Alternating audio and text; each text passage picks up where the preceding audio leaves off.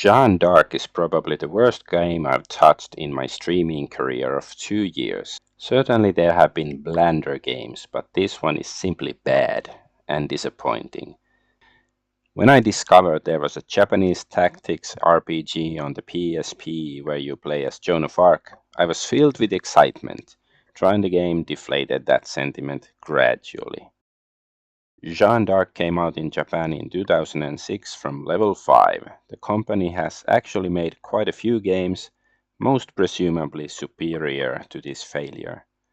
The graphics depict somewhat grotesque-looking chibi characters, which I did not like, but grew to tolerate over the course of my time with the game.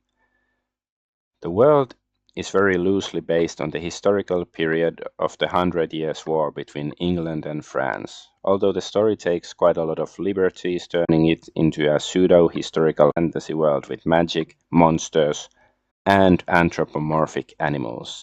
You meet some historical characters such as Jeanne D'arc. The name rang a bell, a negative one, but I wasn't sure who he was or what he'd done. According to history, he was a naughty boy, to put it mildly. I do not know whether he does these things in the game, but a heel turn does feel like a possibility, as he's a party member. The Catholic nature of fictional France has been replaced with a generic Christianity light religion, which is disappointing but not surprising. With this sacred oil, consecrated by our Almighty God above, the Father in heaven. The titular character Jeanne even gains her divinely inspired powers from a magical armlet, and she is not the only one with such an item, Jeanne D'arc being another one, among 5. For the armlet to be useful, it has to be activated in a Sailor Moon-like transformation. Mechanically, Jeanne d'Arc is mostly a typical tactics RPG where you control a team of around 5 characters in each mission and fight enemies in turn-based battles. The characters have different classes, in quotation marks, depending on the kind of weapon they use, such as a sword, axe, spear, or bow. They can equip crystals to give them access to spells or special abilities reminiscent of Final Fantasy VII, although less exciting. There's a rock, paper, scissors kind of system with 3 main attributes the characters can be attuned to: solar, lunar, and stellar.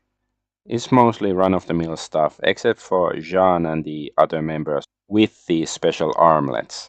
They can transform a limited number of times into their special Sailor Moon form, which makes them stronger and grants them potentially an unlimited amount of actions in a turn.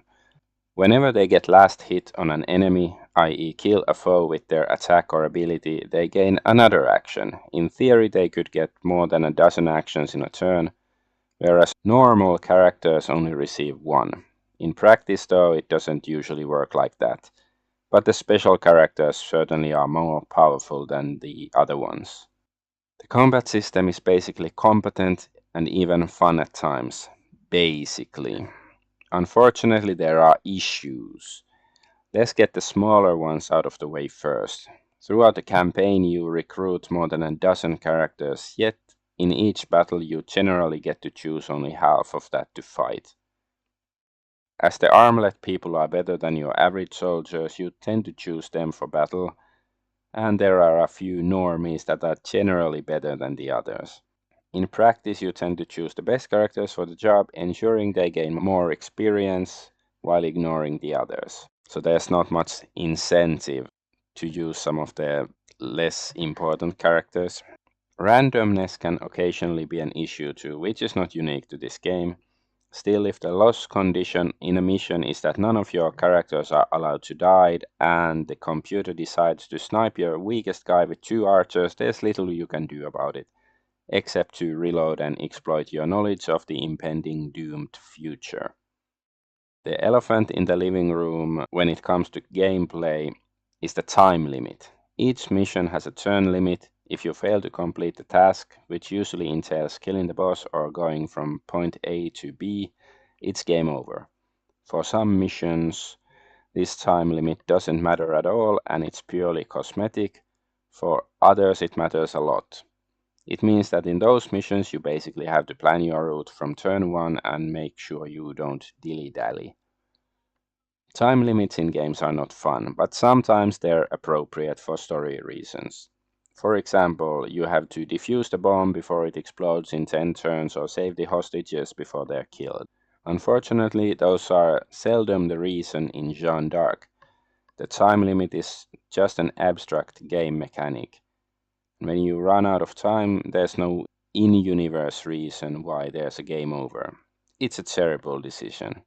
It's not clear what they were thinking. Perhaps the developers wanted to prevent some sort of exploit, which would make sense, but then they could have given plenty of time, which they did only on occasion. Rather, the time limit feels completely arbitrary and in effect ruined my enjoyment of the game as a tactical challenge. Still, I could forgive bad mechanics if the story and atmosphere hold up. Spoilers, they don't. Actually, I won't have spoilers for the story since I refuse to finish the game. Only in case I were paid handsomely I'd be able to drudge through Jeanne d'Arc. I will illustrate why the story is atrocious. I was expecting a fairly bland narrative, but there are emotional and edgy plot twists, betrayals, and such. At some point, Jeanne even goes missing and her friend has to pretend to be her for morale. That's fine and dandy, but the vomit on the banana shit are the characters themselves. The protagonists seem incapable of making rational decisions. They always act without thinking things through and unsurprisingly get themselves into trouble. This sort of human vulnerability would be fine on occasion, as no one is perfect, but it's the norm and not the exception. On one occasion, we meet a new character, Richard, whose reputation precedes him that he's a cool guy. He entices us to enter a fortified city, and surprise, it's an ambush and he betrayed us. But wait, there's more! Richard decides to betray the bad guys and join Jean's side in that fight. If only he'd thought things through and not lure us into a dangerous and potentially fatal ambush in the first place and warn us beforehand. This level of retardation is constant when it comes to our lovely protagonists. Another very annoying feature is that Jeanne and her cronies let the enemy bosses escape after their defeat. They are not captured or executed. Usually, they are simply allowed to leave when their underlings have been slaughtered, and surprise, in the next mission we have to fight against the same enemy again. We defeat this Talbot guy at least a half a dozen times, because our protagonists are simply too dumb to kill him when they have the chance. It's not like the enemy is so slippery he always manages to get free. No, he's just allowed to go. This Team Rocket shit might fly in a cartoon, but not in a video game about war. This made it impossible for me to enjoy the story, as I had to second guess every single decision the characters made.